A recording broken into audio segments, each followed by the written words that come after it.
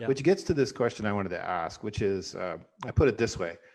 I have this friend, and when he's reading your book, he was thinking, I know people don't want other people's advice, but my advice is golden. I mean, I really do know what people need, and I need to give them the advice. Exactly. So what do you have as advice for my friend? Well, your advice might be golden. You know what? I think I know your friend. I think he's also called Jim, kind of weird coincidence. Right. So if you go back to the woman who you were meeting in Provo, Right. I'll tell you the two things that I might have done and handled it differently, because I have two assumptions. One is whatever she's just told you is the problem that she's up against. That's not the real problem. It's just her first guess. It's probably close to it, but it's probably not the real problem. So the first thing I would have said to myself was, let's figure out what the real challenge is here. Because quite frankly, if the thing that I help her with is figuring out what the real challenge is, that's the much bigger contribution than coming up with a fast, wrong answer for her.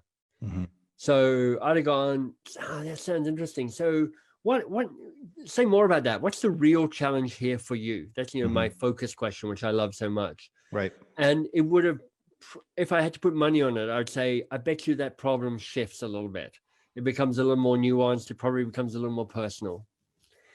And then the second principle I have is they've already got some answers.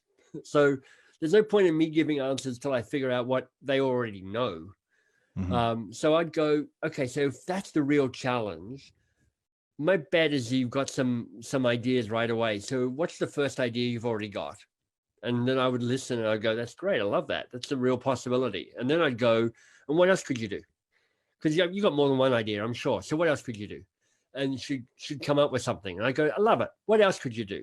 And I'm like, this is fantastic. Is there anything else you could do? Look, you're on a roll here. What else could you do as a solution here? And she would have come up with like 5 or 6. And I'm like, these are great. Does this feel like it gets you the answers that you want? Or do you want to hear from other options from me and from other people? And, at least half the time she's like, I got what I need. I didn't need your answers in the first place. What I needed was clarity on the challenge and a sense of ownership of the solution. And you've given that to me by your questions, not by your answers.